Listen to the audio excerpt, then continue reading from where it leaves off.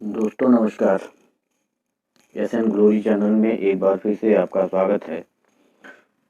आज बाल विकास के अंतर्गत हम सबसे पहले देखेंगे कि बाल विकास होता क्या है, उनकी कुछ परिभाषाएं देखेंगे।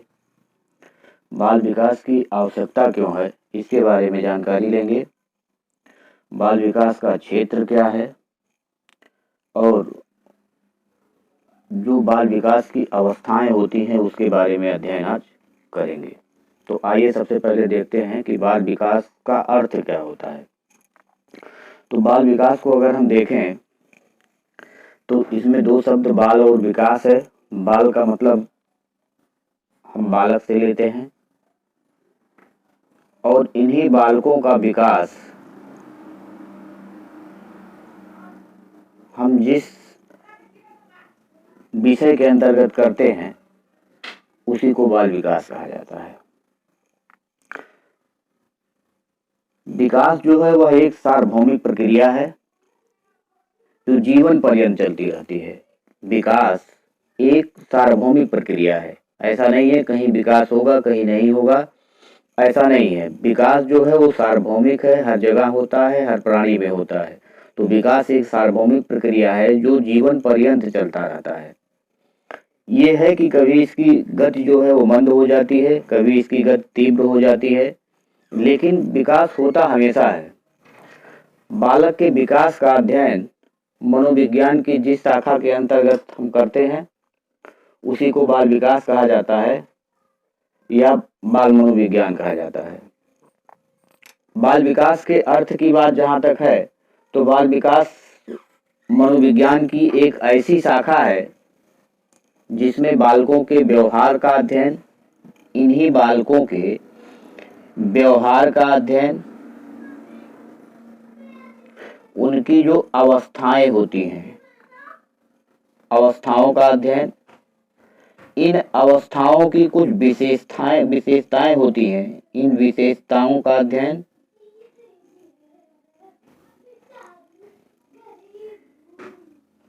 तथा इन अवस्थाओं की कुछ समस्याएं भी होती हैं, इन समस्याओं का अध्ययन।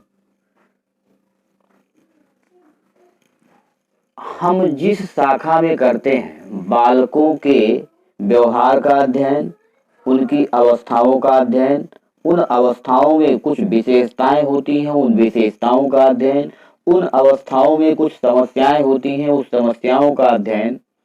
इसके साथ साथ बालक को जो कुछ प्रत्यक्ष या अप्रत्यक्ष रूप से प्रभावित करता है, प्रत्यक्ष या अप्रत्यक्ष रूप से प्रभावित करता है, उसका अध्ययन हम जिस शाखा मनोविज्ञान की जिस शाखा के अंतर्गत करते हैं वही बाल विकास होता है। फिर से एक बार, बालकों के व्यवहार का, उनकी अवस्थाओं का, उन अवस्थाओं में कुछ विशेषताएं होती हैं, उन विशेषताओं का, उन अवस्थाओं की कुछ समस्याएं होती हैं, उस समस्याओं का हम अध्ययन के साथ साथ जो भी बालक को प्रत्यक्ष या अप्रत्यक्ष रूप से प्रभावित करता है, अगर उनका अध्ययन हम जिस शाखा के अंतर्गत करते हैं और वह मनोविज्ञान की शाखा है तो मनोविज्ञान की उस शाखा को हम बाल विकास कहते हैं या बाल मनोविज्ञान कहते हैं। क्रो एंड क्रो ने इसकी परिभाषा दी है। क्रो एंड क्रो ने कहा है बाल मनोविज्ञान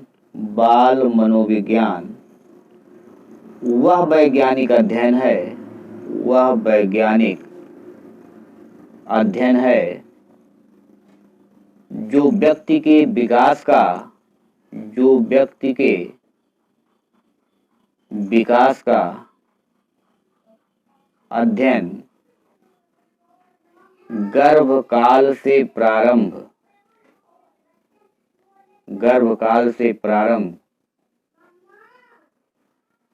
कर किशोरावस्था की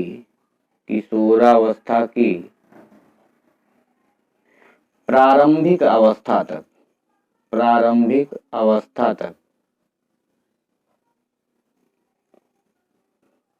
करता है।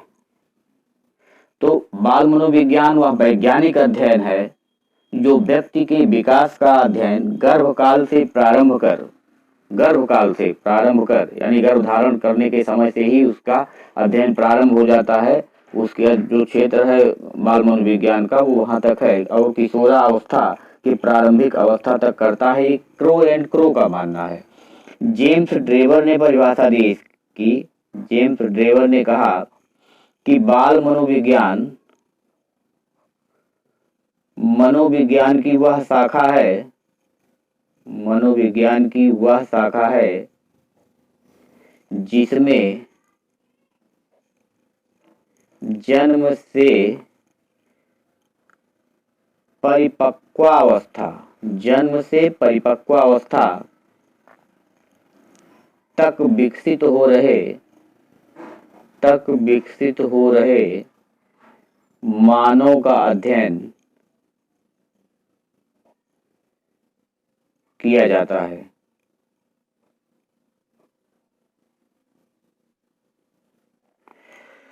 तो दो परिभाषाएं क्रो एंड क्रो की है। उन्होंने कहा कि गर्भकाल के समय से ही और किशोरावस्था के प्रारंभिक काल तक जो अध्ययन करेगा वो बाल मनोविज्ञान होगा। जेम्स ड्रेवर ने कहा कि जन्म से लेकर के, इन्होंने गर्भकाल को छोड़ दिया, इन्होंने कहा कि जन्म से लेकर के और परिपक्वावस्था तक, परिपक्वावस्था किशोरावस्था का जो अंतिम चरण होता है, परिपक्वावस्था तक विकसित हो रहे मानव का अध्ययन किया जाता है। तो बाल विकास जो है वो बालक के व्यवहारों का, बालक के विभिन्न जो स्टेज होते हैं उन स्टेजों में जो विशेषताएं होती हैं उसका, उसमें जो समस्याएं होती हैं उसको, जो प्रत्यक्ष या अप्रत्यक्ष रूप से उस बच्चे को प्रभावित करती हैं, जो प्रभावित करने वाले कारक होते हैं उसके बारे में जिस मनोविज्ञान की जिस शाखा में हम अध्ययन करते हैं उसी का नाम बाल विकास है। अब आइए देखते हैं कि बाल विकास की आवश्यकता क्यों है।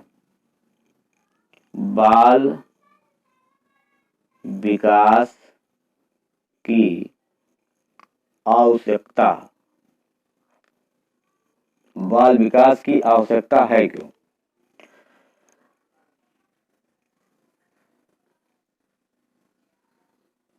बालक के जो अभिभावक होते हैं, माता पिता, बालक के जो शिक्षक होते हैं, उनका जो प्रमुख उद्देश्य होता है वो उद्देश्य यही है कि बालक के जीवन को किस प्रकार से सुखी बनाया जाए। बालक अपनी कुछ जन्मजात योग्यताओं को लेकर पैदा होता है और उन्हीं जन्मजात योग्यताओं और जो वातावरण या परिवेश जो होता है उसका जो मल्टीपल होता है उसी के आधार पर उसका विकास होता है। बालक के विकास में उसके जो वंशानुक्रम है और उसका जो वातावरण है दोनों बराबर का योगदान करता है। तो बालक के जीवन को सुखी किस प्रकार से बनाया जाए यह अभिभावकों का और शिक्षकों का परम उद्देश्य होता है और इसी उद्देश्य को पूरा करने के लिए सबसे पहले बच्चे को हम उसी के अनुरूप ढालने का प्रयास करते हैं जिस अनुरूप जो बच्चे को सुखी जीवन व्यतीत करने में सहयोग प्रदान कर सके। अब बच्चे को सुखी जीवन कैसे मिलेगा?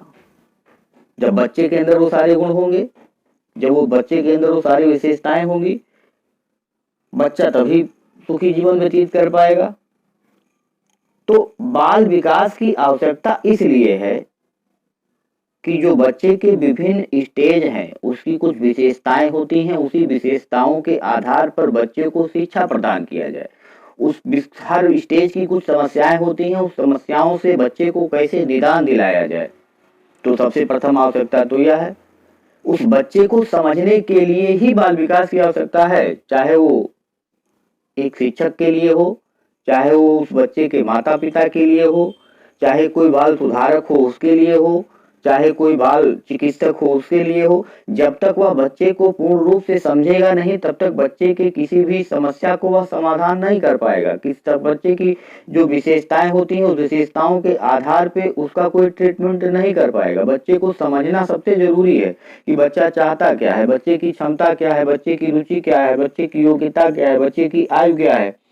बच्चे किस काल में, किस स्टेज में बच्चे की क्या विशेषताएं होती हैं, उसी विशेषताओं के आधार पे ही उसको शिक्षा दिया जाए।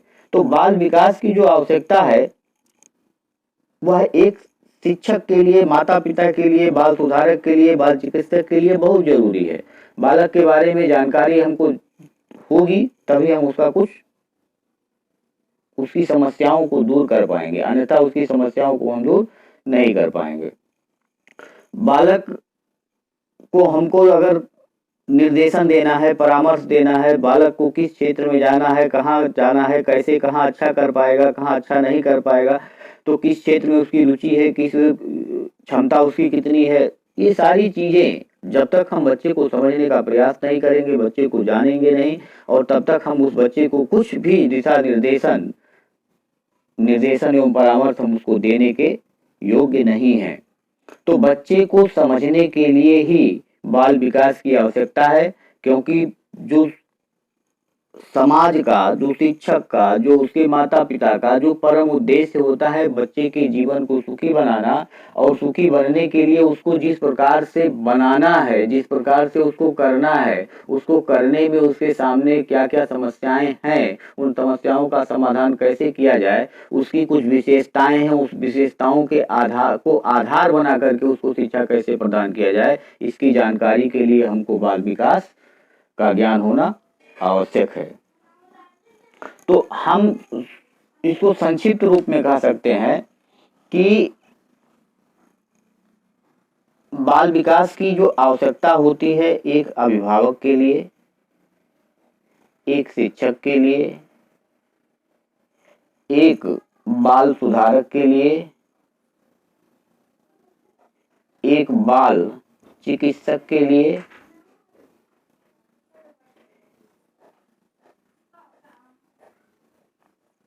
एक अभिभावक, एक शिक्षक, एक बाल सुधारक, एक बाल चिकित्सक बालक के बारे में, बालक को समझने का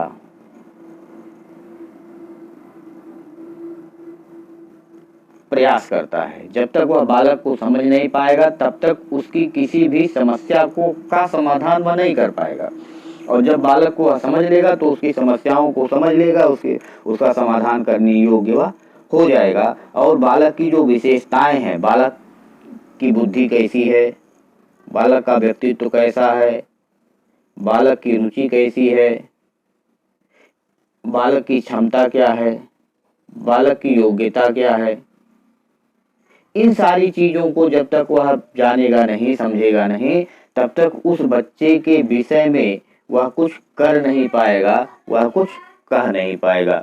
तो बाल विकास की आवश्यकता इसीलिए है कि उसी बच्चे को हमको पढ़ाना है, उसी बच्चे को इस योग्य बनाना है कि आगे भावी जीवन में वह कुछ कर सके, अच्छा कर सके, उसका जीवन जो हो सुखी हो सके। तो उसके बारे में जो हम जानकारी प्राप्त करते हैं वह बाल विकास के अंतर्गत ही आता है। तो इसीलिए बाल विकास की आवश्यकता हमारे लिए अति महत्वपूर्ण है, एक शिक्षक के लिए अति महत्वपूर्ण है। अब आगे देखते हैं बाल विकास का क्षेत्र। बाल विकास का क्षेत्र, देखिए यहाँ दो चीजें होती हैं, एक तो होता है विषय क्षेत्र और एक होता है विषय वस्तु। बाल विकास का विषय क्षेत्र, बाल विकास का विषय वस्तु। तो विषय वस्तु में वह चीजें होती हैं जिनका अध्ययन यह विषय करता है, अध्ययन करता है, और विषय क्षेत्र वह होता है, अध्ययन विषय क्षेत्र वह होता है जिसका अध्ययन वह कर सकता है। दोनों में अंतर है। बाल विकास के क्षेत्र की बात हम कर रहे हैं तो क्षेत्र को हम दो रूपों में समझाने का प्रयास कर रहे हैं। एक तो विषय वस्तु होती है, किसी भी विषय की जो का कंटेंट होता है, वह कंटेंट जो है हम जो पढ़ते हैं, जो अध्ययन करते हैं, वह उसकी विषय वस्तु है। लेकिन उसका विषय क्षेत्र जो है वो कहाँ तक अध्ययन कर सकता है, वह उसका विषय क्षेत्र होता है। तो हम बात कर रहे हैं विषय क्षेत्र की, वह अध्ययन कहाँ तक कर सकता है, क्योंकि रिसर्च की अवस्था है और दिन प्रतिदिन हर विषयों में कुछ ना कुछ खोज होता रहता है। तो खोज निरंतर जारी है, तो वह विषय क्षेत्र के अंतर्गत आएगा। तो विषय क्षेत्र है बाल विकास का, और बाल विकास हमने पढ़ा कि बच्चे से संबंधित जो भी उसके व्यवहार हैं, जो भी उसकी अवस्थाएं हैं, जो भी उसकी विशेषताएं हैं, जो उसकी समस्याएं हैं और जो उसको प्रत्यक्ष या अप्रत्यक्ष रूप से प्रभावित करता है, वो सब बाल विकास के अंतर्गत आएगा। और जब बाल विकास के अंतर्गत वो आएगा तो हमको इसके विषय क्षेत्र के बारे में जो जानकारी करनी है वो सहज रूप में हम ऐसे ही कह सकते हैं। सबसे पहले तो यही कह सकते हैं कि बालक के व्यवहार का अध्ययन,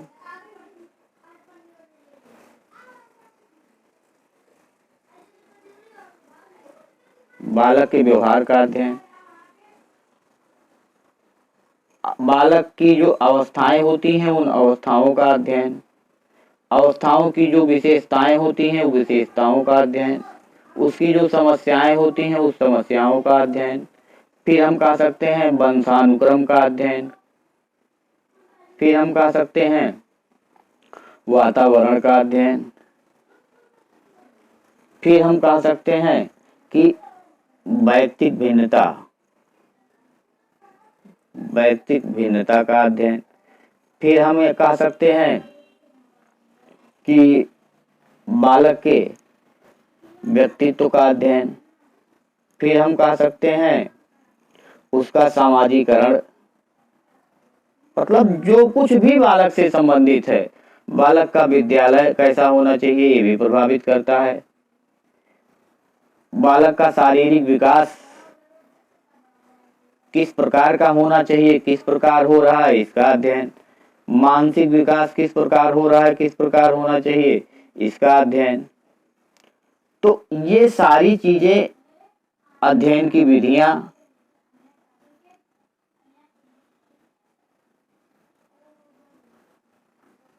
मानसिक स्वास्थ्य,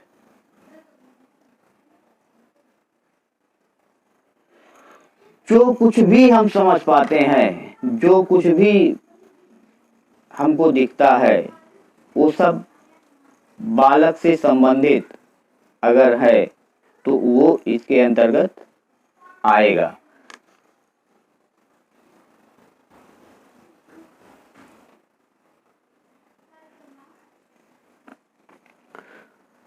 देखिए ये विषय क्षेत्र की बात हम कर रहे हैं, विषय क्षेत्र की। तो विषय क्षेत्र के अंतर्गत बाल विकास का विषय क्षेत्र क्या क्या है, तो हम कह सकते हैं कि जो बालक को प्रत्यक्ष या अप्रत्यक्ष रूप से प्रभावित करेगा वह इसके क्षेत्र में आएगा। तो बालक का जो व्यवहार होता है वह बालक को प्रभावित करता है।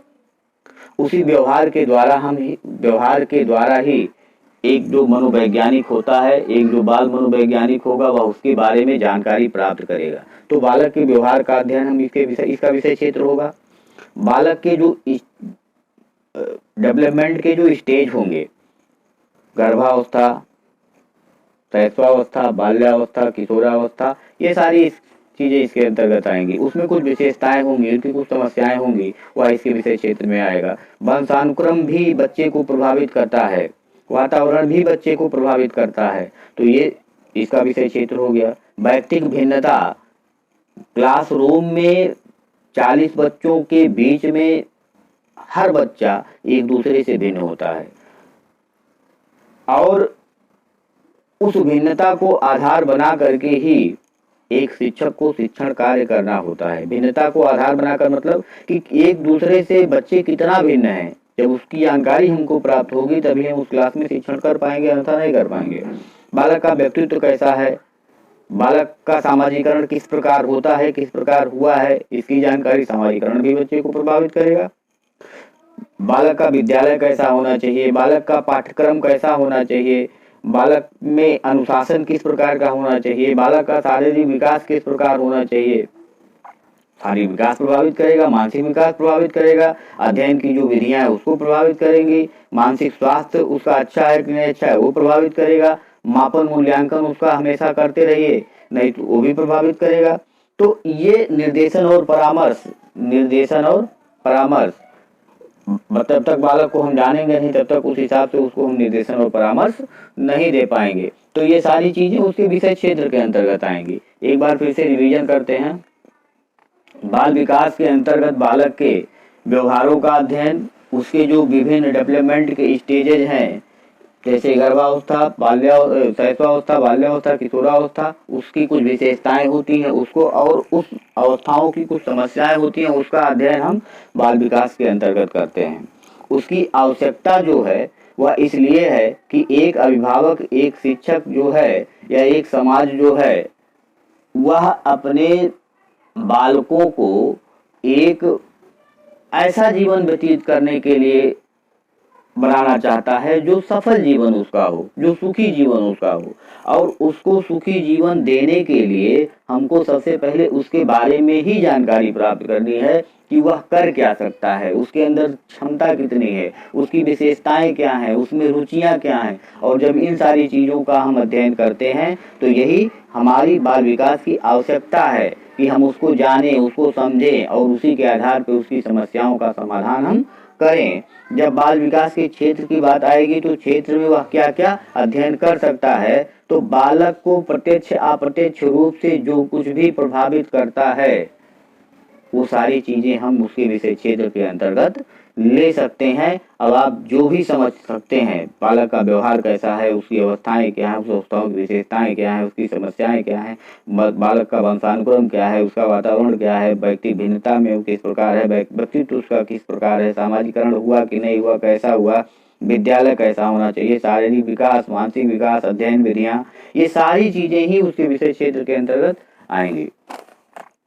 अब उसके बाद हम बात करेंगे कि जो अवस्थाएं होती हैं, बाल विकास की अवस्थाएं,